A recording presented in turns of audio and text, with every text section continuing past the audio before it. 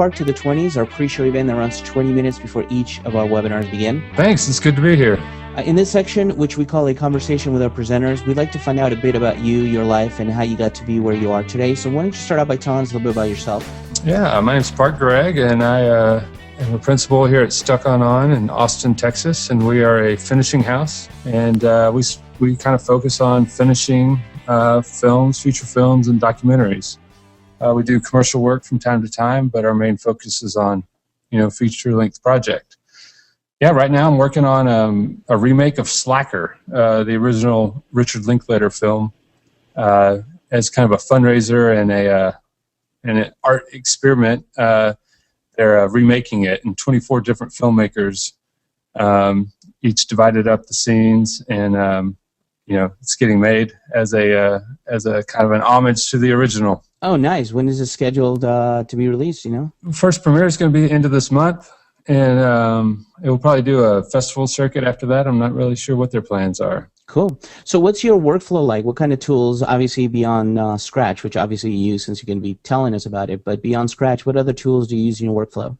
Sure. Scratch is our main DI tool set, but it's best tied to a nonlinear editor, and we can work with projects from any of the popular editors. In-house, we use Final Cut Pro version 7, and it's a kind of our main editorial tool. And so we'll usually, if an Avid project comes in or a Premiere project comes in, we'll translate it to Final Cut Pro, and then kind of use that as our online in and out editor, that so we can generate our files that we need for Scratch from that, and then when we export the files from Scratch, we can bring it back into Final Cut and sync up the audio and make our final deliverables. Now, as a colorist, how do you stay creative? Obviously, you got to take direction from the director of their vision, but how do you also make suggestions? Oh, well, film is not that different than fashion. There's trends, and I think it's real important to keep an eye of what's going on currently, but also, kind of see what's been done in the past.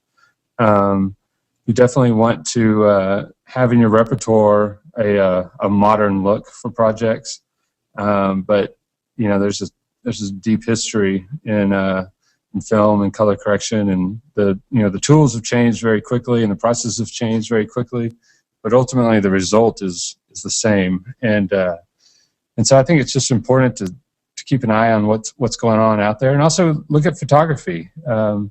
Still photography is often a trendsetter as far as looks and color correction goes. Interesting. Even paintings, I would imagine, right? To see paintings and absolutely, look at light and right. Absolutely. Right. I mean, if you want to study light and shadow, look at the Renaissance artists, and nothing better. Right. Definitely. Should the colorist be involved with the pre-production process to control the looks, or how do you feel about that? I don't know about controlling the looks, but if the colorist is also the DI editor, then it's real important to be involved as early as possible, because a lot will be determined for convenience and budget, and you need to make sure that that's going to fit in your tool set and your workflow. Especially if it's a film or originated project or a RED or an ARI, you need to be able to at least know what decisions are being made so that you can plan ahead, even though it might be a few months down the road. So the colorist per se, you can definitely have creative discussions with the DP and the director, but the main issues with pre-production are nailing the post workflow. And so, yeah. So at least from the technical perspective, they should be at least involved in that. I think so. Is it a standard practice when working with professionals that DP will involve the DI artist, or not really from the artistic perspective? From an artistic perspective, it's always wishful thinking until it's actually shot and processed and all the constraints of production taken into account, and so you never really know exactly what will be able to be achieved, and so there's only so much that that a colorist could discuss early on outside of the technical realm. But once the edit's getting locked, and then it's definitely advantageous to have that discussion with the DP and the director to really hone in what their desires and wishes are. Well, thanks for the interview. Unfortunately, we're out of time for our pre-show interview. I know you have to get ready for the main webinar, so we'll see you in a couple of minutes. All right, sounds good.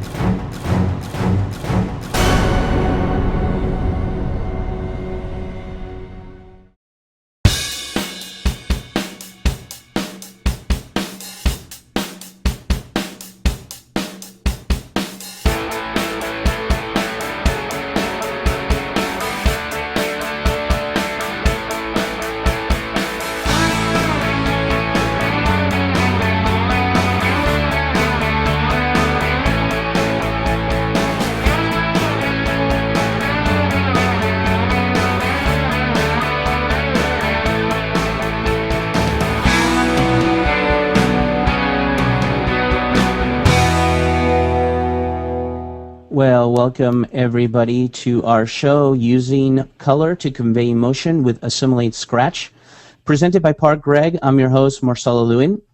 And the goal of our webinar today is to show you tips and techniques for using Assimilate Scratch to give your movie the look you want. For those of you that are new to our webinars, they last approximately 90 minutes. We take the first 10 minutes to thank our sponsors, go through some logistics, and introduce our presenter. Then 60 minutes is reserved for the main presentation, finally ending with prize giveaways and around 15 to 20 minutes for Q&A.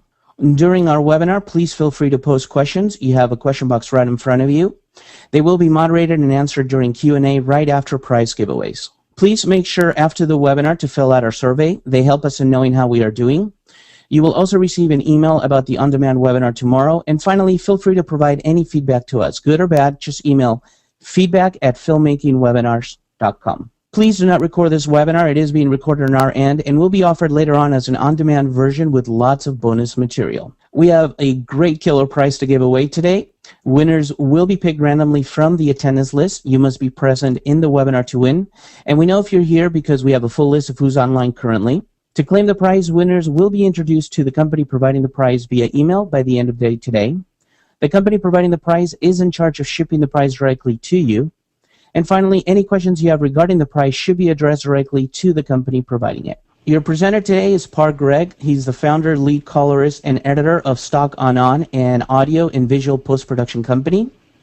Park won his first Summit, Addy, and Telly Awards as IBM Tivoli's Manager of New Media, and later in 1999 he launched PointSphere, a new media consulting firm. He was the post-production supervisor on the CNBC television series American Made, an associate producer for the Emmy Award-winning PBS documentary series The State of Tomorrow. Currently, Park focuses on feature films and documentaries. His films include Take Shelter, Where Soldiers Come From, Restive, Blacktino, The Eyes of Me, and Happy Poet. He loves to hear from you. Please feel free to email him or check out his website at stockonon.com. I'm your host, Marcelo Lewin. I'm the founder of Filmmaking Webinars. Prior to this company, I created 2 other companies, including Pixelheads Network in 2008 and My Internet Desktop in 2000. I've also worked for other companies, including Walt Disney Imagineering, Toyota, NBC.com, plus others, creating and managing large-scale interactive media projects with an emphasis in digital media creation. I'm also a blogger, podcaster, professional videographer, and editor. Love to hear from you. Please feel free to check out my site or email me, marcelo@filmmakingwebinars.com. For those of you that are new to filmmaking webinars, we teach the art, science, and business of filmmaking. Filmmakers are our only focus, and our topics are for professionals working in film, video, or the web. Our presenters are working industry professionals, and you get to ask them questions live and get answers in real time. Also, during our live webinars, we usually offer great prize giveaways, such as today. Our on-demand webinars include not only the archive, but lots of bonus material. We also offer a very popular blog written by our presenters, the Digital Filmmakers podcast, available on iTunes, and filmmaking tools, including apps, ebooks, and other tools created by filmmakers for filmmakers at an average price of only $5 each. You can check it all out at filmmakingwebinars.com. Now it's time for our poll. We would like to know which DI function do you spend most of your time doing. So I'm going to go ahead and launch the poll right now. And go ahead and select the function that you do the most. Now, many of you may be doing all of these, but just choose the one that you do the most. All right, let's close the poll and let's share the results. And it looks like the majority of you are on primary color grading. Excellent. We'll continue on with our presentation here. So make sure you follow Filmmaking Dude and tweet that you are checking out the Using Color to Convey Emotion in Assimilate Scratch webinar. Don't forget to use the hashtag #FilmmakingWebinars. That's how we'll know who's tweeted. At the end of the day today, 2 random followers will be picked, and each one will win one on-demand webinar of their choice from us. So good luck. Also, remember to like us on Facebook. You'll get lots of information about our webinars, podcasts, blog articles, plus much more. Just go to facebook.com/filmmakingwebinars. Finally, before we start our feature presentation, I'd like to thank our sponsors, since it is thanks to them that we are able to offer these live webinars for free. And today we're offering this webinar is on demand for free as well. So we do want to thank Assimilate. Assimilate is the developer of Scratch, an industry-leading digital cinema engine that continues to revolutionize the movie industry. The Scratch digital workflow enables digital cinema and broadcast artists to generate dailies, conform, color correct, and finish within a single user-friendly and powerful solution. You can find out more about them at assimilateinc.com.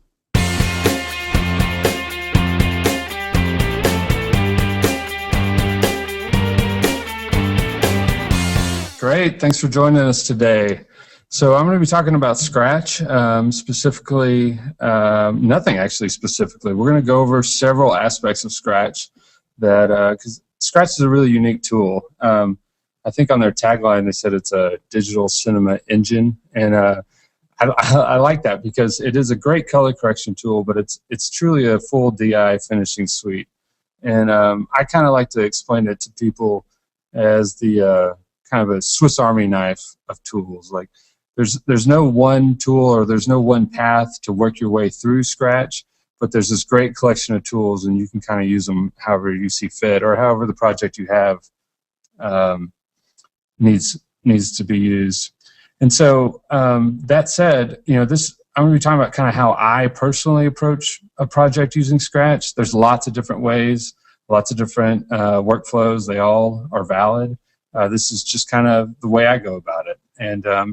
And today's presentation is going to be a little bit of a how-to technical thing, how to work through Scratch, but it's also going to cover my creative approach and how I deal with projects. By default, it's going to be an overview of several of the tools, but by no means is it all the tools that Scratch has. We're just going to be kind of touching the tip of the iceberg. One caveat I want to put out there is that Scratch has a unique vocabulary for its tools and its different functions, and I'll do my best to try to explain those vocabulary, but a lot of times I may just throw out a term that doesn't necessarily make sense, but I think by context and you watching what I'm doing will kind of make sense. All right, well, let's go ahead and load up a project. This is the intro screen to Scratch. And once you load a project, Scratch is kind of divided up into 2 areas. It's kind of like the construct area. That's what they call it, the construct. And it's kind of the organizing area. And then there's a work area, which they actually refer to as the player. Over here on the left of the screen, you can see that we have several groups and several different elements here. These are each what's called a construct. And a construct is more than just a timeline. It's truly kind of a container. It can definitely be a timeline, or it can contain a timeline.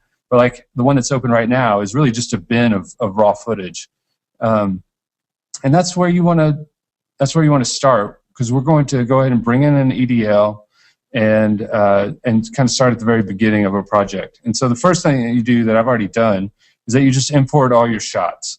So all your raw footage. In this case, these are film scans. And let me jump back just a second. The clip that we're going to be working on today is from the feature film called Take Shelter, that directed by Jeff Nichols, and Sony Pictures Classics is putting it out this fall. And so I just want to thank them for letting us use their footage and use this scene.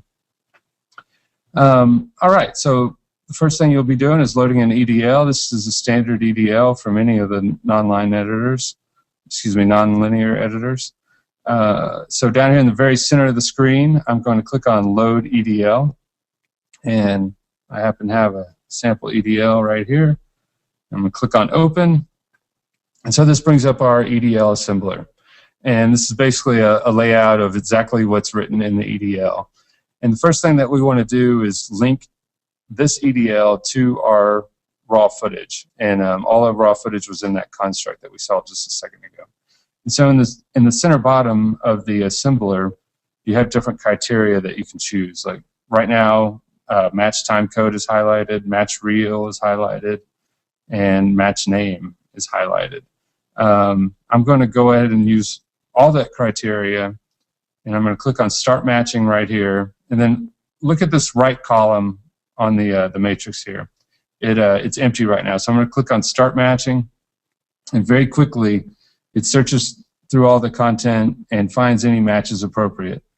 And so most of these are just one. That means that there's just one clip it found, but a few of these it's saying, well, I kind of found two clips that that might work. So let me go ahead and give you that option instead of just assuming one or the other. And sometimes that'll be 3 or 4. It all depends on the project. So sometimes you can look at the shot name or the reel and kind of figure it out. You can also kind of scroll through each of these clips, and if you're really familiar with the edit, then you'll kind of be able to choose which one it is. In this case, I know the clip name is clip 1, and so it's this top one. And one thing about Scratch, whether it's in the construct or in a view like this, whatever clip is on the bottom is the clip that is active. And so in this case, this clip is the one that it's assuming is right, but in reality it's this one. So we're going to use these little arrows, push that down to the bottom. And so that's how we designate that's the clip we want. So let's scroll through here, through our EDLs, see wherever there are other discrepancies. Here, yet there's another one. Okay, clip 20. Okay, again, I'm going to choose this other one, just move it down. And a couple more discrepancies. I'm going to switch those, clip 28.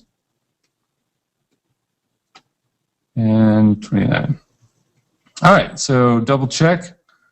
I've gone through and touched up those, kind of made my decisions. If you can't make a decision, you can always, in the center bottom here, there's this include duplicates. And so it will just include those different options if you're not really sure which one it might be.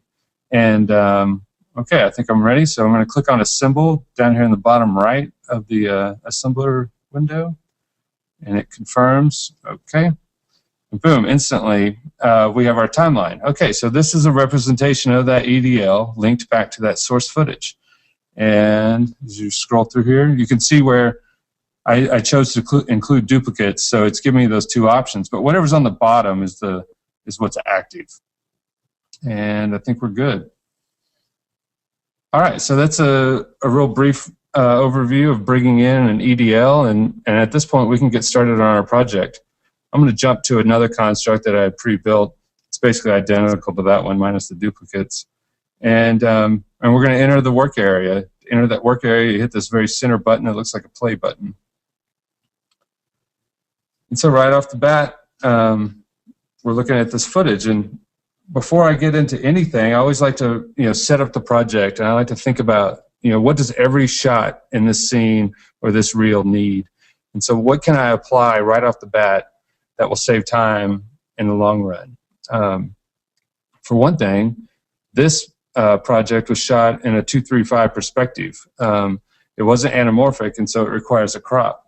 And so let's go ahead and apply a letterbox so that we'll be looking at what the final deliverable is going to look like. So if you right-click, you get this cool little wheel of wonder. And these are all the different areas inside Scratch, basically your different working tools. I'm going to click on Guides, and that brings us to, and I think you'll probably notice that where this image is right now, that's kind of your canvas, your work area. Excuse me, it's not a canvas, that's a different term in Scratch, but your work area, and then all your tool variables are at the very bottom of the screen. And so I clicked on Guides, and it brought us this option. So we have several presets. We can choose one. I mean, we could create a custom one, but this is 2:3:5, and so that's what we want to choose. We're going to click on Guides, and that immediately drew this yellow box. I want to go ahead and blank it, so it's a true letterbox. All right, so that's what our project's going to look like as far as the aspect ratio. and you can scroll through. And this little graphic right here in the middle is a basic representation of the timeline. Scroll through, you can see that letterbox is applied. And this is cool because when you get to the output and you want to render these out, you can choose whether you want to bake in that letterbox or not. You can also choose if you just want to send it out to your SDI out for your monitoring or not. And so it's not a permanent setting. It's just a real-time letterbox that it applies. The next thing we want to think about is continue on that idea of what does every shot need. And I like to pre-build my secondaries. And in Scratch, your secondaries are referred to as scaffolds. And the best analogy for scaffolds I can think of is they're like layers in Photoshop. And they truly build on top of each other, just like a layer would. And so essentially your first layer is your primary, and then any layer below that is your secondary. And they're all called scaffolds. And so on this left window over here, and you may have noticed I pulled that up by, Scratch has this cool little UI effect where if you just swipe on and off the left side of the screen, it pops up that window. Right now it's empty. I'm going to click Create, and you might notice it added two things. By default, there's a primary scaffold, and then your first secondary. I'm going to go ahead and call this one. Sorry. I'm going to call this one my highlights. And I'm not doing any grading right now. I'm just kind of setting up a shell that is just kind of waiting to be applied. So I'm going to right-click, bring up our wheel of wonder, go over here to the matrix, and the matrix is your color correction tools. And I'm going to click on qualifier. I'm working down here in the bottom left right now. And so I'm going to set up a qualifier for this scaffold that I've labeled high. And you can do a key in here, but it also has these presets for highlights, midtones, and shadows. And that's what I'm going to initially be using. Okay, I'll turn blue because your scaffold by default is showing the matte. So, basically whatever, in this case, is blue is being affected. I'm going to turn that off. I had accidentally created another scaffold. I'm going to call this mids. And I'll go and create one more. And we'll call this shadows.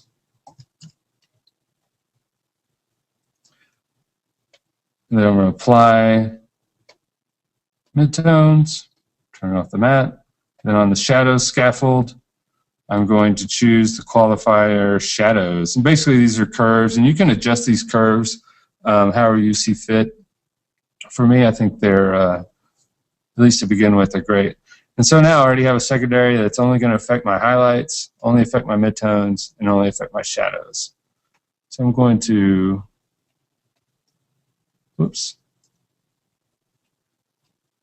select all those and click Group here at the bottom of the scaffolds window, just to keep things organized. We'll call these the Holy Trio. Or let's call it the Trio. All right. So let's go ahead and create an empty scaffold. I like to just have one sitting there. You never know. And then I'm going to create another one. We'll do this one for saturation. I tend to have my saturation at the end of the line.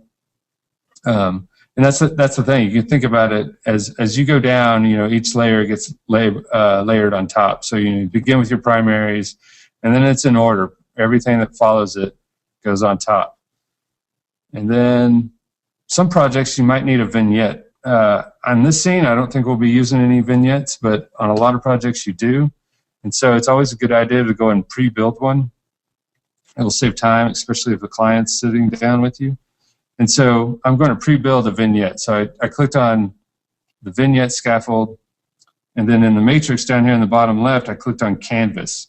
And canvas is where you draw a window. And right off the bat, I chose circle, and so we have this pre-built circle. I'm going to change the shape of that a little bit. And this is a good intro into how to deal with numeric variables in Scratch. There's several ways. Like right now I'm looking at the scale X and Y of this circle. And so if I want to adjust the X, you can just click on it once and this calculator pops up. Or this is kind of a cool function. You can click and hold and then just kind of pretend you have a knob. You know, you can rotate as if it was a knob. And so let's go ahead and get a good oval. And now I want to shrink all those down so it's relatively small. Increase the softness so we have a gradient coming in and out of that. And since it's going to be a vignette, this is just kind of a generic lens vignette. I'm going to click on invert, meaning down here in the bottom right is invert. So whatever I apply works on the outside of the shape, not on the inside. All right. Let's see. Looks like I have a scaffold that's got the mat on. Let me turn that off. All right. Well, we're not going to be using vignette right now, but if we do need it, it's there. And so you may notice that you have a capital A. I'm over here in the scaffolds on the left side. If you have a capital A, it is means it's an active layer. If it's a lowercase a, it's not active. So we're going to go and turn that off. I'll keep my saturation layer on. And then we have our highlights, midtones, and shadows. All right, so this is a pretty good setup that will get you going. Again, you know, there's no actual grade applied to this, but it sure will save time once you get going. So what else does everything in this scene need? In this particular one, I know that I'm going to be using a grading LUT. And so this film was, this project was shot on film, a Kodak Vision 3 film. And so we had a custom LUT made by Steve Shaw over at Light Illusion to help us on this grading process. So down here in the lower left in the matrix, I'm going to click on LUT. And I'm going to go ahead and apply. First, let me put this in my primary. I'm going to go and apply a grading LUT. And so, you know, this is a typical navigation folder system.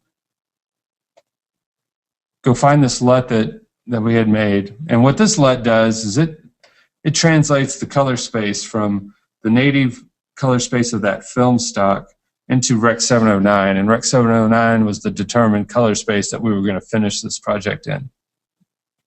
And so it's not it doesn't magically, you know, do our grade for us or anything, but it kind of puts us in a realm that we can now work with it. All right, so this is a very basic set of scaffolds that I now want to apply to the rest of the scene. And so as I scroll through this, we can see that, you know, those scaffolds are on the first shot, but not the second one. So there's a couple of ways that we can apply. In this case, it's a grade, even though there's not much going on, to the following shots. And so once you're parked on this shot, on the lower right, there's all these M buttons, M1 through 8, and these are memory buttons, kind of like a calculator. And so what we want to do, and use that, you can use these buttons to save a grade. And to save it, you hold down Shift and then click on one of the buttons. For now, I'm just going to save this as M4. And then when you go on to another shot, you can just click on M4 and it will apply that grade. In this case, it's applying our organized scaffolds and that grading LUT. Another way that you can apply the grades is you can do a copy and paste. And so I'm going to copy this grade and scroll over to the next shot, and then I'm going to click on paste. And instead of just pasting everything, it gives you the options of what all you want to paste. And depending on the complexity of that grade, you can choose any of these variables. But I know we want the grade, and we want that grading LUT, and we want the scaffolds, because that's our main thing. And so you could click on paste right here, and that would just apply it to this shot. But there's also this cool button that says paste forward. And this allows you to paste that grade on this shot and every shot forward. So every shot down the line. And so this is a perfect tool for just applying this organization. So I'm going to click OK. And then Scratch is saying, are you sure you want to do that? Because it's going to overwrite everything. And yes, I'm sure. So let's continue on. All right, so I'm going to thumb through these shots, and it looks like our grading LUT has been applied to everything. All right, so now we're organized. We got this pre-built scaffolds, so we can get going. So now comes the fun part. Let's begin our grade. Let's do a primary grade on these first few shots. And I'm going to play them for you. Now keep in mind, just because of the medium of the webinar, the playback may not be very fluid on your end. Just so you know, Scratch has a great playback engine, and so it can pretty much play almost anything in real time. But this shot inside this movie is one of several dream sequences. And the audience doesn't necessarily know it's a dream sequence right off the bat, and that's a really important note to keep in mind when you start working on this. And so the basic intro to the scene is our father, the main character played by Mike Shannon, comes out and he sees his daughter looking out the window. There's a really odd storm brewing outside the house, and so there's a lot of audio effect that is accentuating this scene. And part of the oddity is it's coupled with this really bright. So it's like bright sunny outside and stormy. And that's kind of the first clue, albeit subtle, that things maybe aren't quite normal. And so with that in mind, let's look at this first shot. And yes, it's a transitional shot, but the chances are if it's put in the edit, it's got some value, it's got some meaning. And so I always like to stress that it's really important to study the edit, really figure out what the editor and the director are trying to accomplish from a story perspective, and always keep that story in mind. So anytime you have an opportunity to read the script or talk with the director beforehand and really get a gist of the feeling and the mood of particular scenes or the movie as a whole, it's going to just educate you that much more about what to do and try to get it right the first time. And so, like, we have this storm, and it's this weird storm. It's really bright outside, but it's a pretty bad storm. And so, on that note, let's get going. And so, right off the bat, this is so contrasty. So I'm going to click on my primaries, and down here in the bottom left, I'm going to click on my levels. And basically, right off the bat, I want to raise the offset, the master offset, just so that these blacks aren't so crazy black.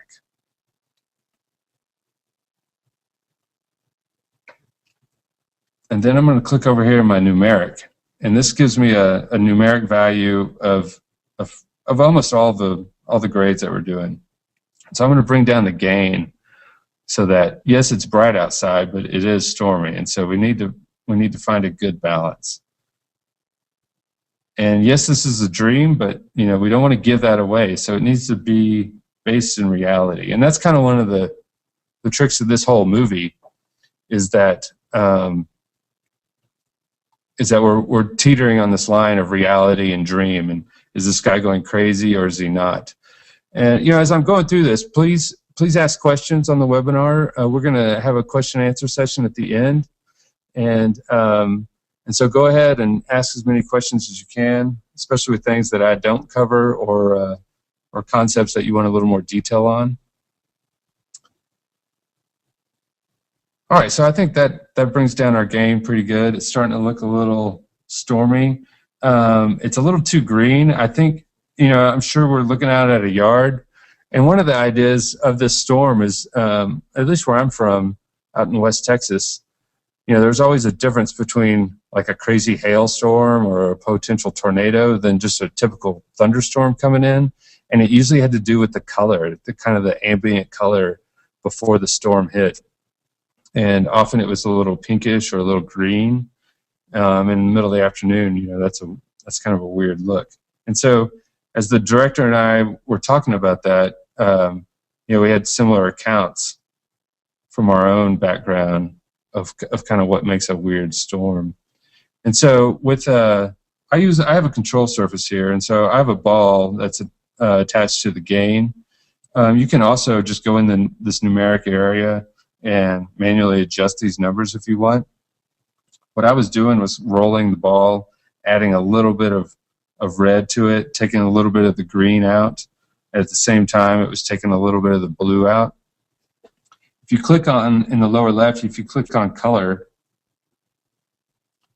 that you will get at these color wheels, and those give you a good reference of kind of where you're at, because sometimes, you know, you kind of lose track, especially if you're just looking at numbers, or more importantly, hopefully you're just looking at the image.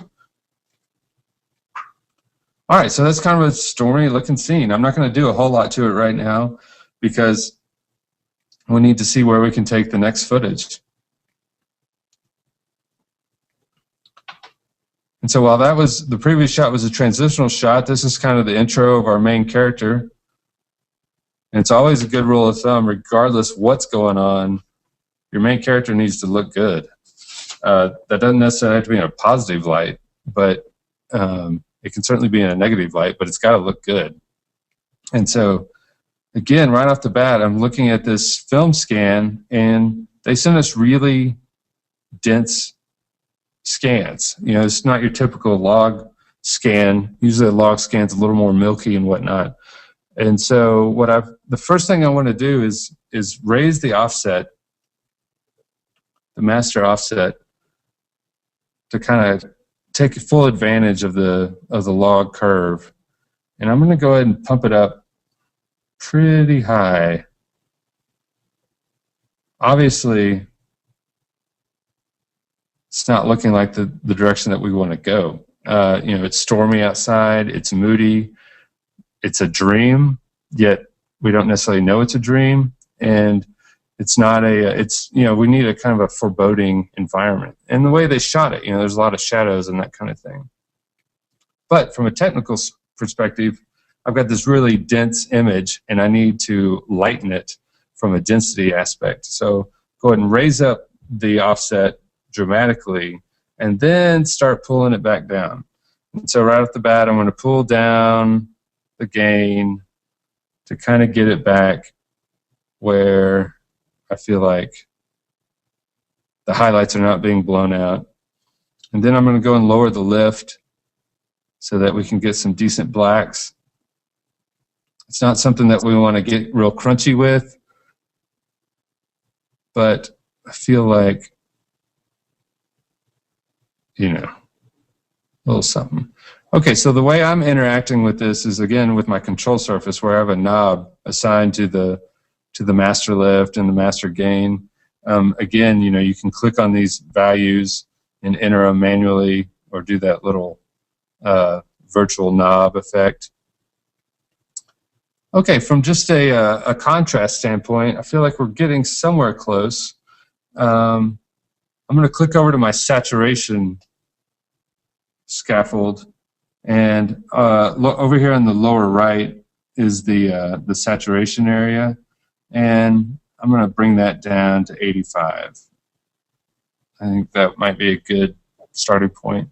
Like, already we're starting to get, you know, a more realistic shot. You know, I'm going to take the grade off for a second. That's where we started, and so that's where we're looking. It's definitely way too amber though, so let's work on that. I'm going to go back to my primary and the gain. I'm going to try to take away some of this red. Let's see what I can do. It's getting really blue.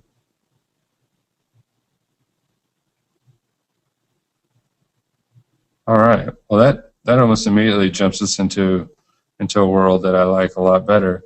I'm going to, on the lower left here, I'm going to click on color. Just take a reference of where I am on the color wheel for my gain, and tweak it just a little bit to kind of get where you're going.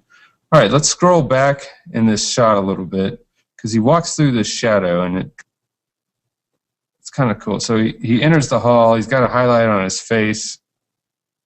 He kind of goes through some shadow and then comes back. It's starting to look pretty good. Let's see what else we can do to it. And again, it's like we're trying to set the mood, right? But we have to stay true to the film as a whole. You know, this is not a fantasy film, so everything is rooted in reality. And so we need our skin tones to look real, but we need it to look moody.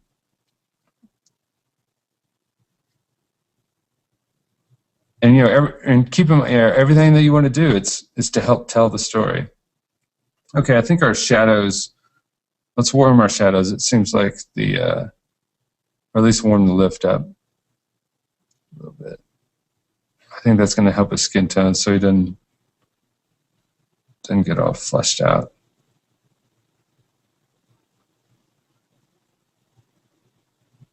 All right, that kind of made the image a little too amber. I'm going to go ahead and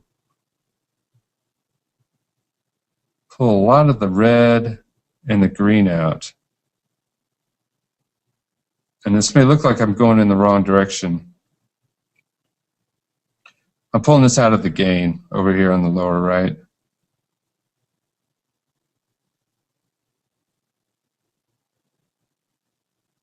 It's clearly too much blue.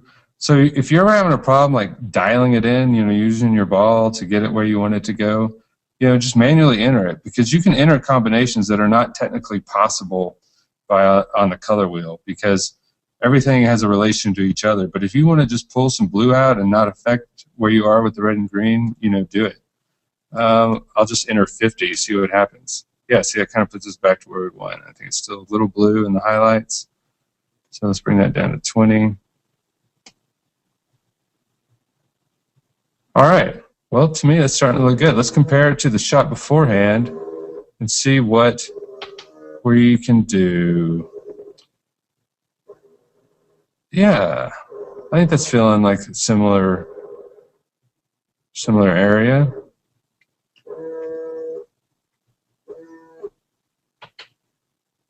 It's a little flat.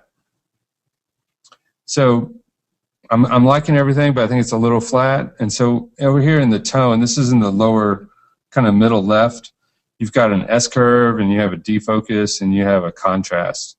I'm going to just boost this contrast up just a little bit to just get it a little punchier.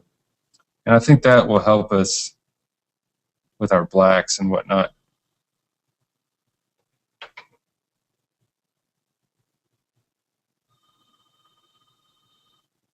Yeah. Okay. All right. I think we're done with this shot for now. So let's move on to the next shot. So this is where our character is looking around this corner, and he looks in and he sees this, his daughter next to the window. We're hearing this building storm. Things are starting to get crazy. And he's justifiably a little worried and a little weirded out that his daughter's just staring out at the storm. And so right off the bat, I'm going to just apply this grade that we've been working on to this scene and see what happens. And there's a great way to do that in Scratch. Over here in the lower right, there's an arrow, 2 arrows, and you can click on back. And so and then you see it says -1. That's saying grab the grade from one shot before and apply it. And it'll temporarily apply that. You can click a couple, so 2 shots back, and this is that shot. All right, I'm going to just grab the one right before, click apply, and there we have it. So that seems like it's in the ballpark, but it's kind of a blue shot. And so here's where I'm going to start using my secondaries to tune that. Right off the bat, it seems like the shadows, the mids are a little high. I'm going to bring that, so I'm going to click on my mid scaffold, bring that down a little bit so it's just a little bit darker. After all, the lamps are on in the room. And so on the same note, I'm going to bring the highlights down so that the outside window is not so glaring. And then I'm also going to warm that up a little bit. So I'm using my control surface right now, but you can see here on the gain that I am making some adjustments to add some warmth. I'll click on color so you can see where I am on the color wheel. Neutral being in the center, moving up towards orange a little bit. And then again, I'm going to do the same thing on the mids. This time I'm going to use my gamma, add a little bit of warmth to the scene. So the chair and the couch and everything's starting to look a little bit more like this world.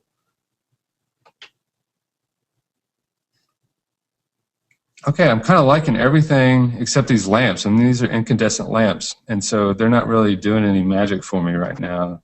So this empty scaffold that I created, I'm going to activate it, and down here in the lower left, I'm going to click on canvas, and I'm going to draw a shape to kind of select an area around that lamp that I want to affect. You know, with every shape, we want to add softness. So again, down here in the bottom center, the softness variable, I'm going to click and do that virtual knob feature and create a softness around that. It's a little bit big, so I'm going to adjust the scale. And then you can just click on the shape and move it around. Now, if you have an SDI out, you don't see the shape, and so you can tweak it and only see the effect and not actually see the outline of the shape. For now, I'm going to just warm this up, and I'll click away so that you can see it. Okay, so before, after. All right, that's a little severe. I'm going to bring that back down. Let's see where I am in the color. Bring that back down. And you know what? I don't think I want to adjust my gamma on that. Let's go ahead and just adjust the gain. So it's kind of truly the luminance of the light. And I think my scaffold is, my shape is a little too small. And so I'm going to adjust the Y variable. Oh, I'm sorry. Adjust the X variable so that it can run off the edge of the shot. All right. Let's see. Just a little more orange. With that incandescent, maybe a little more yellow actually. All right, before, after. All right, that's kind of doing what I want it to do. So I'm going to label this scaffold so I know what's up. Especially when I come back to it. It's always hard to come back to a shot when you haven't labeled your scaffolds. Then I'm going to hold down Alt, and by moving that scaffold, by holding down Alt, you duplicate it. And so I'm going to have a duplicate because I'm going to drag this one just right over here and apply it to this other lamp. And so that I have lamp over here and I have lamp over here. All right, before and after. There's before and after on the right lamp. All right, so here's our shot to begin with, and here's where we're ending. I feel like that is a pretty good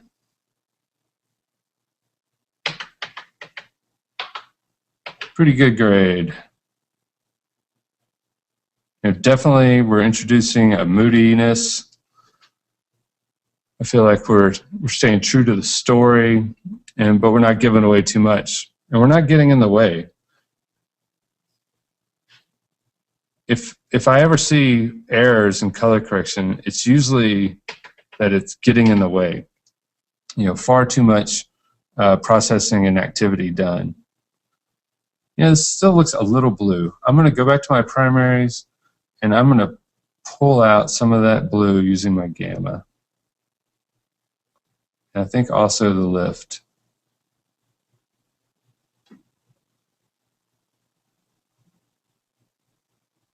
All right, so working with contrast and color, we're maintaining detail in the shadows. We have good highlights, we have good skin tones, and we're still maintaining this moody, crazy scene.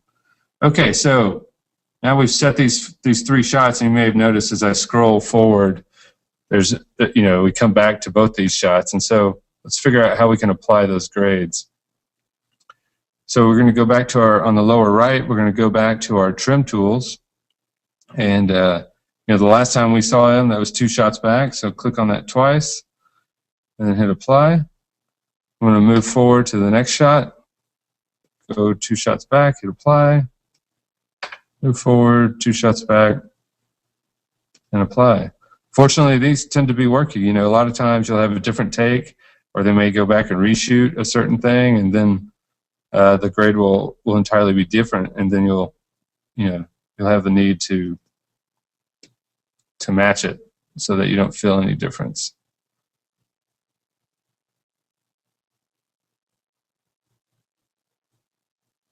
All right, so let's see how we're doing on this. I'm going to play it now. Again, it might be choppy because playback over the webinar is not that great, but on my end, it's smooth. And all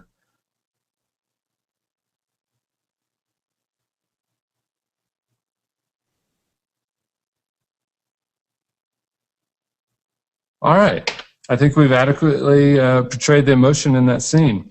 So let's move on to looking at some other stuff that Scratch can do. One of the cool features in Scratch is that it supports OFX plugins. And so there's ample opportunity to go beyond a color grade and to really do some visual effects work. A lot of people are doing some basic compositing. And as the Scratch tool matures, they're incorporating more and more compositing tools. Right now, I'm going to just kind of highlight the use of one particular plugin and kind of how we can help the story as also kind of meet the wishes of the director. I'm going to go back to my construct and click on a timeline or a construct that I had already been working on that already had the grades applied. And looks pretty similar to what we were just doing. I think I maybe made that shot a little lighter in the real one. All right, so I had a note from the editor that in the middle of this shot, there needs to be some camera shake added. And so fortunately, I'm going to go back to the construct and show you, well, I have a note right here, needs shake. But these three clips that I'm highlighting right here are all the same clip, but there's a through edit. And so there's a little piece of it that's notched that in the note says it needs some camera shake. And this all goes back to the story. He's worried about his daughter. Yeah, let me go and play some of this. So he's worried about his daughter looking out the window at the storm, and he goes, and then he sees what she's staring at, and there's this dude just right outside the window, and it freaks him out. And then right at that time, the storm is escalating. The house starts shaking. They lose electricity. The guy's trying to break in, and the storm continues to escalate severely. And he's getting worried. The whole house begins to shake. And ultimately what happens is the house gets sucked up in a tornado, and then it free falls. And so we've got this furniture floating, and this is truly where we dive deep down the rabbit hole of a dream. And so how can we add to this? How can we help? In camera, they did a lot of great camera shaking. You can see the camera moving around here and there. Also,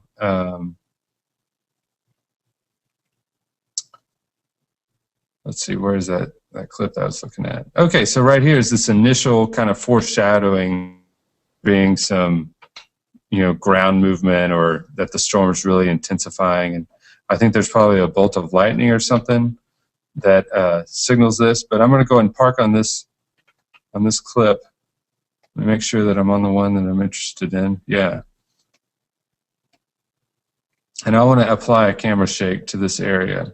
So I'm going to click on my Wheel of Wonder, go over here to Process, and then I have FX Controls, FX Inputs, and then Shot Configuration. So in FX Controls is where I can insert a plugin. Here we have the Sapphire plugins by GenArts installed, and in the Distort category, there's a shake. So I select shake and apply. All right, so I got these new variables. With these, let's just see by default what happens. Again, with the playback, I don't know what it's going to look like on your end, but I don't know if you could tell, but it was a little obnoxious.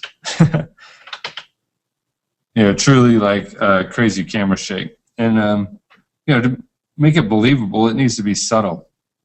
And it's also, because this is a through edit, it needs to, the first frame of it cannot be completely wild. And so we need to ramp into this plugin. And a super cool feature is that we can animate these variables.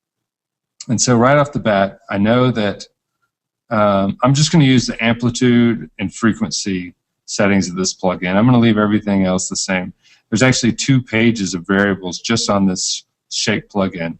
GenArts are great for giving you full control, arguably too much control. All right, so I'm going to start off with 0 amplitude. Amplitude is kind of the amount of, see, I'm drawing a wave.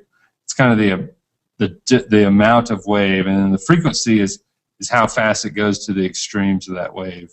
I think 8 is probably a good frequency, but we want to start out with a 0 amplitude, so it's not doing anything. Then the lower right here is the animation section. I'm going to click on manual and then click set key, meaning we're going to assign a keyframe right there. And then when you get this kind of highlighted parentheses at the end of the variable, means that that area is now being animated. Let's go maybe 6 frames. 1, 2, 3, 4, 6. And that will be our second keyframe. I'm going to push this up to 0.2. And if you recall, the default was 1, and that was way too much. So we'll start at 0.2, set a keyframe, and then I'm going to go to the end of this clip. And we want that back down to 0. So we kind of ramp in and ramp out. And set keyframe. All right, I'm going to press F12 on my keyboard, and that will render out just this clip. Boom, very fast. And again, I'm not sure about playback, but let's see what happens. All right, so there's a little bit of buzz, and it looks like the editor placed that right where to kind of give a cue for the lead character to look back out the window, like, you know, he got rattled a little bit. There we go. And it's very subtle, but these are the kind of things that can really sell the realism and kind of put the whole scene over the edge. So we're going to be dealing with a lot of camera shake, and so that's where we're just adding it where it didn't exist. In this next example, I want to show you how we do some camera shake to kind of help a transition, because you may have seen a moment ago, we are cutting to a CG effect, a visual effect. In this case, the floating furniture was done by a visual effects company called Hydraulics. They do lots of great work. And so this is a purely CG animated scene that we need to integrate into our live action scene and make it look flawless. And so, you know, what can we do? The first thing that I notice is that in the shot right here before it, there's some camera movement. And then in this scene, there's no camera movement. And we come back to them, we have some camera movement. And so because this house is, you know, theoretically falling through the air, we need to match that camera movement. And it doesn't have to be exact. And it's not something that anyone would necessarily be able to put their finger on. But by adding that, we can just increase the realism, just very subtly, but very effective. And also what I notice is that, like, see his face? Like, he starts to shudder right before this happens. And so in discussing this with the director, we decided that it would be great if there was kind of this last buzz, like the house is about to fall apart, and then we kind of go into this spacey serenity of the free fall or the furniture floating. And so to do that, let's go ahead and add our shake effect, but let's add it to this transition and kind of make a transition out of it. And so real quick, I'm going to jump over to the edit mode. And in the bonus material, we go into a lot more detail about the edit mode. But for right now, I'm just going to click back a few frames and then insert an edit. And then go to the next scene and probably another 5 frames into this scene so that we have a total of approximately 10 frames. So I inserted an edit so that we can apply the plugin just to that area. And again, in the bonus material of this webinar, I go into a lot more detail about this edit mode. So I'm going to right-click, go back to the matrix, and find the beginning of this shot. Okay, and so right process, same steps. I'm going to add the shake plugin. Click OK. This time it's not about camera movement. It's more like about this kind of crazy vibration, like things are going to fall apart. And so I want the amplitude very small. We'll try 0.1, and I'm going to put a frequency of 10. A key feature that I think I actually forgot to do in the last one is we want to turn on the motion blur. The motion blur is what kind of makes this real, because if this was a camera shaking, you would obviously have motion blur. So you can look at the image, it's on right now, and then it's off. And so by adding that motion blur, it's going to really help the realism, and it would have helped on that last one too. All right, and so let's go to the first part of this next shot, and we're going to apply the exact same plugin just for those few frames of that first shot. Amplitude of 0.1, just the frequency to 10, and turn on our motion blur. All right, and another thing to keep in mind is you might be working in this little window. It might be 10 inches in your world, and hopefully you have an SDI monitoring system. That might be like a 20 or 30 inch monitor, and in an ideal world you have a projection screen. But you got to keep in mind, when things are projected, any kind of movement like this is dramatically different. It's dramatically enhanced when it's on the full screen of a theater. So you got to keep it subtle, or it's going to be over the top. All right, let's just play that through, see what happens. Let me render that, so it is a little weird. If anything, it's just that it's the motion blur that's helping this. And so that kind of bridges this gap between these two shots. And it's important because this being a live action shot and the next shot being CG. I'm going to play it through. And again, I don't know if you could see it on the webinar, but it just adds this kind of buzz, and it's really a good bridge. All right, so now that we're in this shot, we got to go back to the original problem that we noticed, that there's no camera movement in this shot, in the furniture floating, but the shot afterwards and the shot before it has some natural camera movement. And so, using the exact same plugin, we are going to do yet another effect. So I want to go to the very beginning of this shot, right after the buzz. And I'm going to insert, again, the shake plugin. And we're going to animate it as well. Similar to our first attempt, we want to start at 0. And I'm going to really reduce the frequency, because this is more about this spacey, if this is the eyes of our main character, he's I'm moving around in my chair, you can't see me, but he's starting to float. We kind of are in a zero gravity situation, and let's make this subtle frame movement so that it will accentuate that. And interestingly enough, this is something that the CG guys really wanted to add, but because it was out of context because the edit wasn't completed, we didn't know exactly how it was going to intercut with the shots around it. And so that's why we reserved this until the DI phase, where we could add it.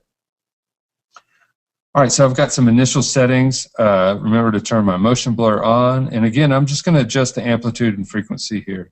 So I'm going to set my first keyframe by clicking on manual in the lower right of the screen. I'm going to hit set key. And that will give us our first keyframe. And so maybe like a second in, I'm going to, let's see, where were we? Yeah, like a second in, I think I'm going to add another keyframe. And here I want to increase the amplitude, which is basically the amount of movement that the camera will do. And then I'm going to keep the frequency the same, a really low number, because we don't want the camera moving fast, but we want it, you know, just kind of wandering around, floating around. Okay, I'll set my keyframe for that. And then we'll want to keep these variables for a little while. And even as I slowly frame through this, you can see a little bit of camera movement.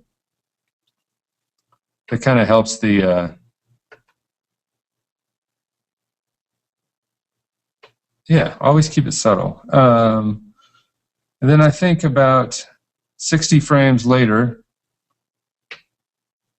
maybe somewhere in here, I'm going to add another keyframe because I want those settings to hold until here. But what I'm looking at, or what I'm thinking about, is the following shot. And so, like, what is the camera doing here? It's kind of bobbing and jerking a little bit. And so maybe we need to ramp to something closer to that setting so that it will ease that transition into the next shot. And so I'm going to go to the last frame of the shot and set my keyframe there. So I want my amplitude of 0.1. So the amount of camera movement is a little less, but I'm going to increase the frequency so it's a little quicker bobbing around. And set my keyframe. All right, so I'm going to hit F12 on the keyboard to render this sequence out. So as it's rendering, you can probably kind of get an idea in slow motion of what's going on with this frame. And right here at the end, it starts to bobble just a little bit, which gives us a good transition into the next scene.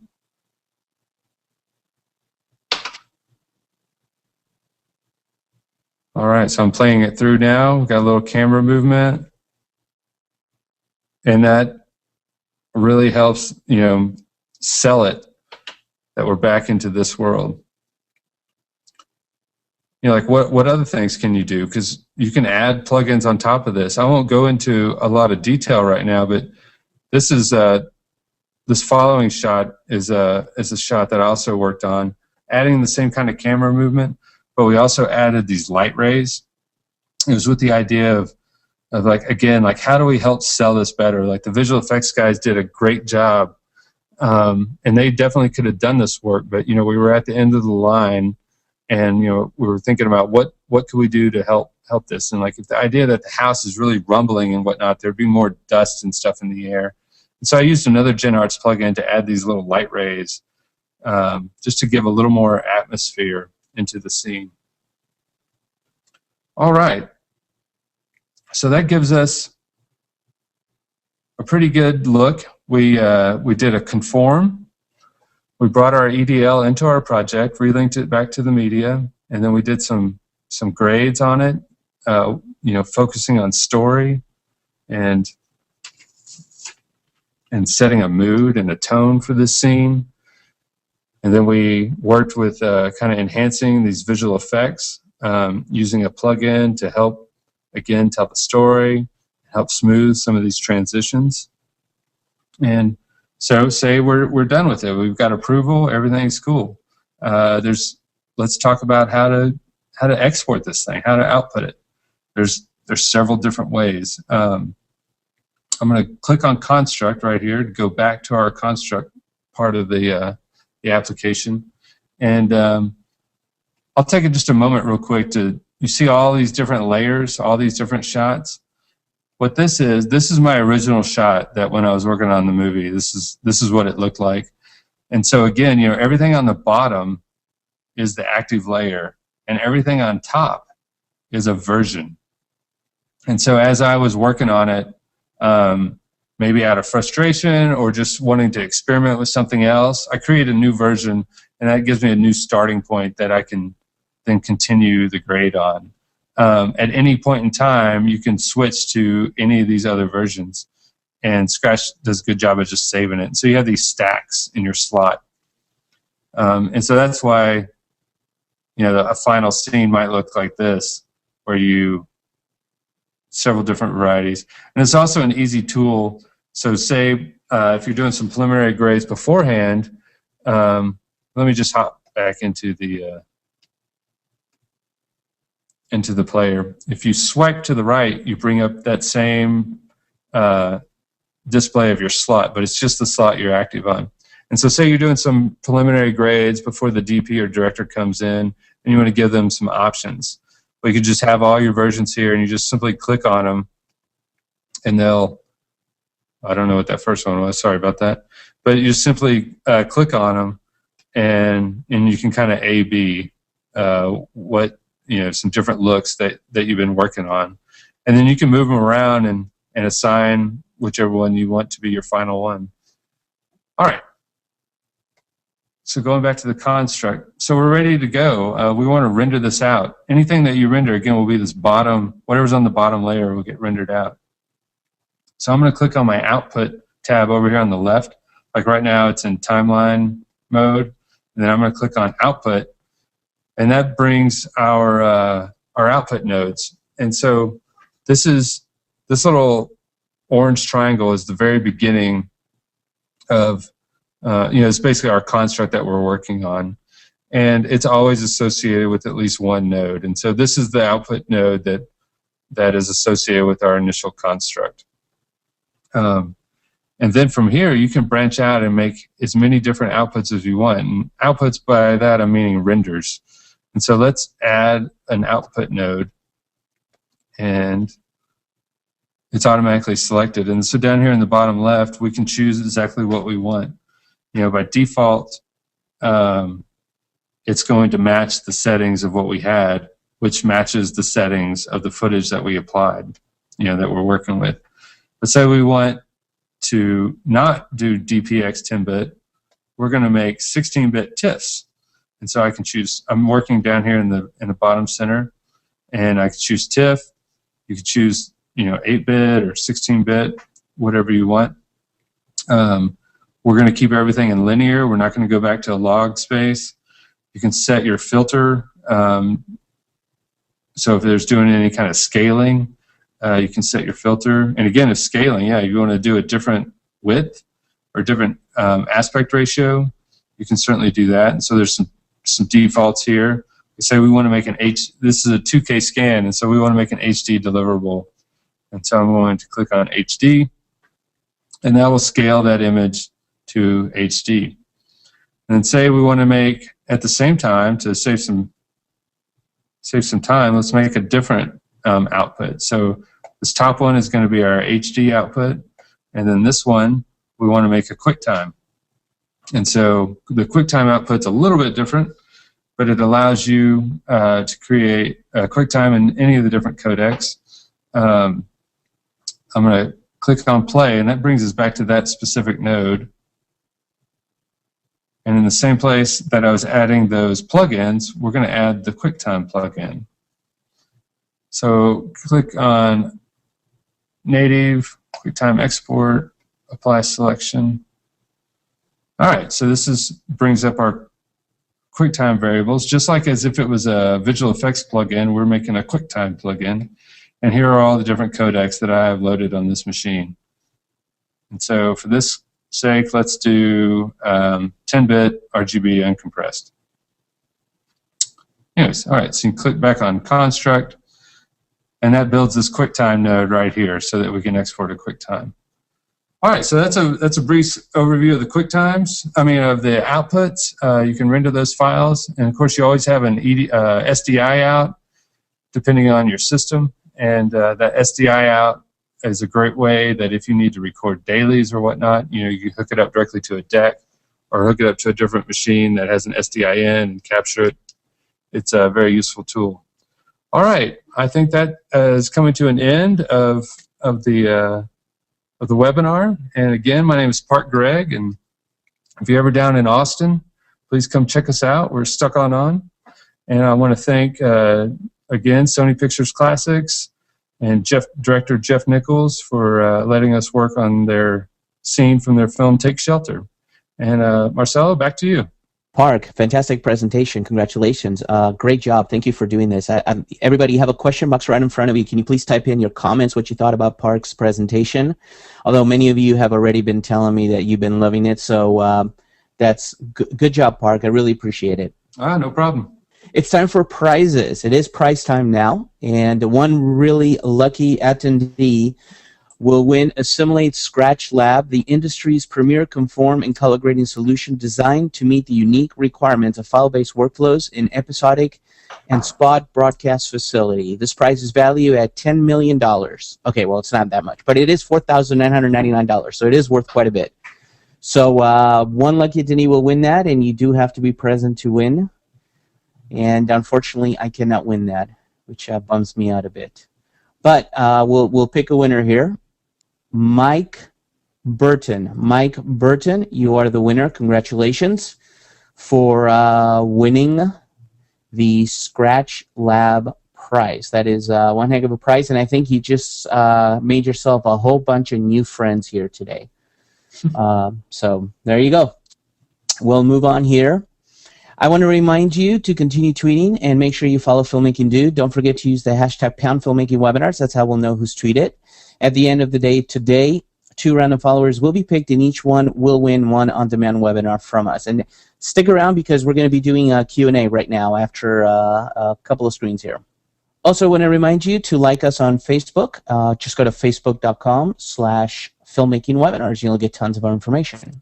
And also, we have lots of on-demand webinars. Just go to ondemand.filmmakingwebinars.com, and we have tons of topics there, including this one will be available on demand starting tomorrow. It'll include not only the archive, but it includes also a podcast interview, which I'm doing with Park right after this webinar, of him answering more questions he doesn't get to answer today.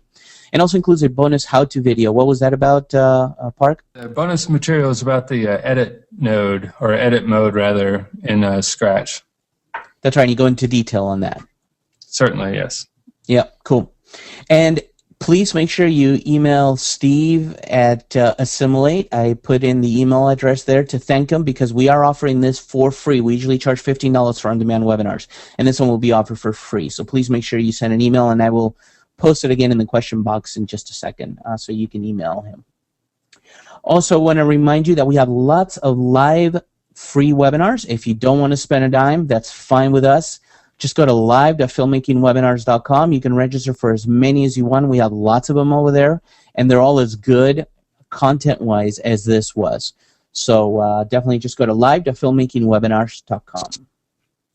It is time now for Q&A, sponsored again by Assimilate. So, Park, we have literally 10,000 questions. So I'm gonna I'm gonna send to you control because I know some of these questions you're gonna have to show the answers to. All right, first question: can you make LUTs in Scratch to apply to field monitors to check the look as you shoot? That's a good question. I do know that you can export out a LUT. Now, whether it's in the exact format that your field monitor could use, I'm not sure. Typically, in my experience, for monitoring on the field, you kind of want just a LUT to put it in the color space of your final deliverable. If you're looking for a real look and you want to use a LUT as more of a specific grade, there's probably a way. I mean, Scratch has some really good tools for bringing LUTs in and exporting LUTs, but that's not a feature that I really use that much. So I can't be an expert on that. Sorry. Are LUTs standardized in the format that they're shared? Pretty much. No. So I would imagine. Oh, they're not. So it really does depend on your monitor. So you would have to check with your field monitor of what kind of LUT it supports. Yeah, I mean they all do the same kind of thing, but much like maybe like 10 or 15 years ago, where you had a a word processor document, and before Microsoft Word was really the only one. They all basically did the same thing, but you had all these different formats, different ways of organizing the data. It's similar with LUTs, and there's some good translation tools, or at least people offer services to translate LUTs for different applications, different software applications, and different applications in the field. And so, LUT is kind of a mystic art, and I'm not sure if anybody fully understands LUTs through and through. And it stands for lookup tables, because some people were asking, what does LUT stand for, right? Yeah, it's a lookup table, and basically it's a translator, and so you're translating color information from A to B, and so you can think of it as like a Babel fish for color. And so camera companies will produce LUTs that kind of take, they know how their camera interprets color, and so they'll create a LUT to bring it into a more standardized color space, like Rec 709 or DCP P3 or what have you. And so, and LUTs can also be used as an actual grade for a clip or a scene. And so, LUT is a very confusing term in general.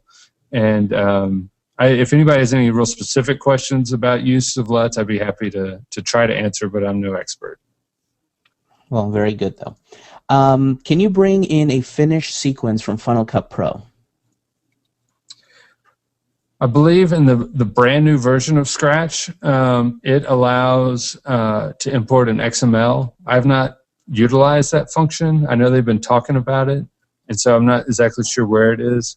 But you can certainly bring in an EDL. And so with Final Cut 7 or Avid or Premiere, you can import an EDL. You're fairly limited to a single timeline, which is not necessarily a bad limitation. It's good to get the edit down to a single timeline for an organization standpoint. But so the workflow that I use is EDL from Final Cut. On the Avid side, you can also import a ALE. It's just one more option. And again, on the new version, I believe you have a lot more import options. Cool. What about blur, sharpen, defocus? For example, is there a way to manage individual sharpness or individual output nodes? I think what they're asking is, can we blur a specific area? And yes, there's a couple different ways of going about that. So I'm going to click over into the matrix, and I'm just going to do a shape, but you could certainly do a key. You could key in a certain tone, like a color, and then blur it. So I'm going to draw this shape around his face, and then I'm going to click over here on, where am I going to click? On my texture. And in blur, this kind of stands for, I'm sorry, I'm going to use this F blur. I assume that's a focus blur, I'm not sure. And so I'm dialing, I'm here at the bottom center of the screen, by the way.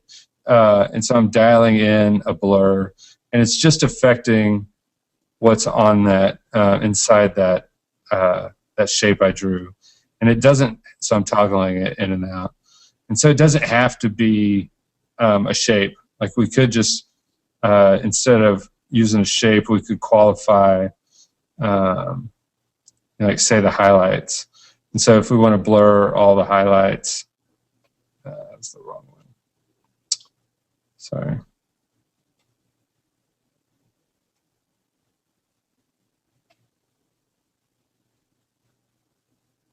Let me get rid of that shape. Anyways, so the short answer is yes. I don't know if you could tell that the highlights are being blurred or not. You can look over here around the door. So I'm going to toggle it on and off. And so we're just blurring those highlights. And again, so as opposed to it being a shape, it is now you're affecting highlights or the contrast. Yeah, and you could key that into a specific color or whatnot. Right. Question here is, do you use scopes? Because you're not using scopes here now. Do you have an external scope? Is that why you're not using scopes? Or are you trying to reserve some real estate for the webinar? And also, does Scratch have built-in scopes? Yes, I do use external scopes, and I recommend that. I totally meant to bring this up in the webinar, so thank you for asking about that. Scratch does have scopes, and so another one of the swipe functions, if you swipe to the top of the screen, you get this toolbar, and then there's this button here called statistics, and that's, again, Scratch has their own vocabulary for everything. And so the statistics is their scopes.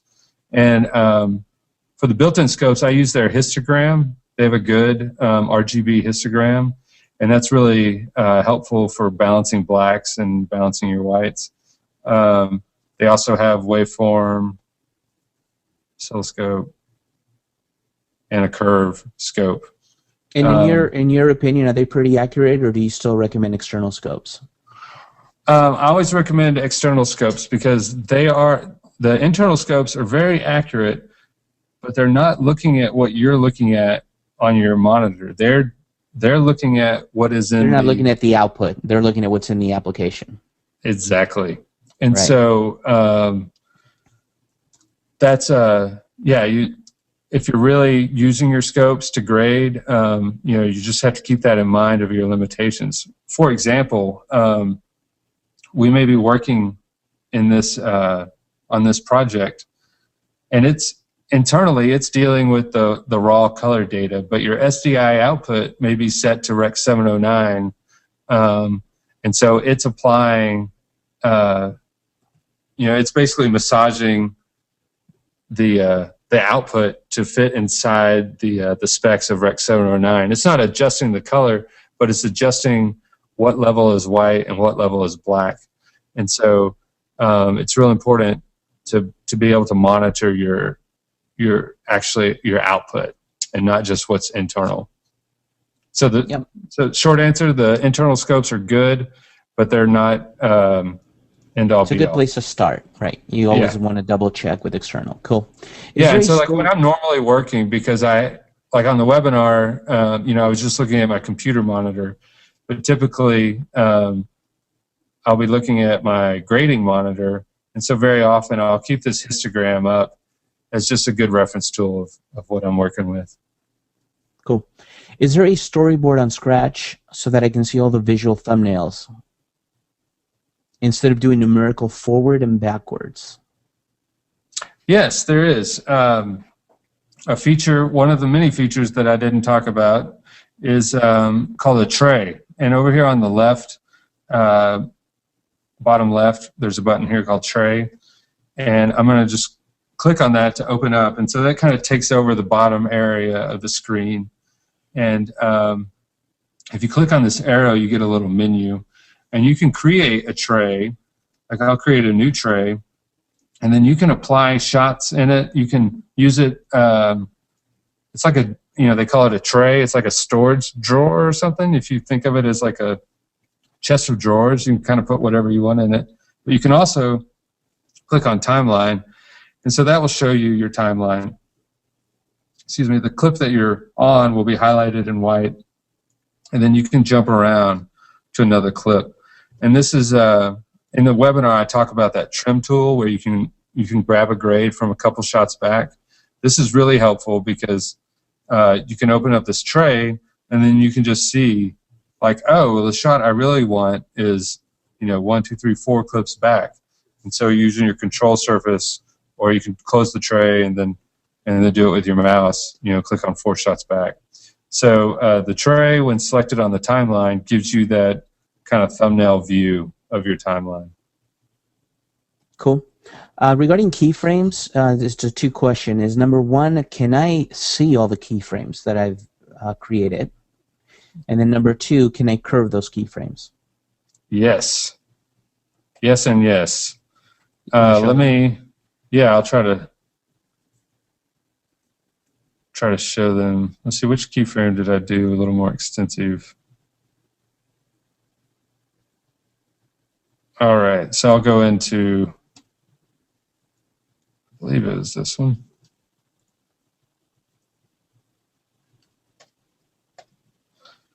All right, so you can see your keyframes when you go to the section that you're working on. And so like we went to the process node or mode and on FX controls.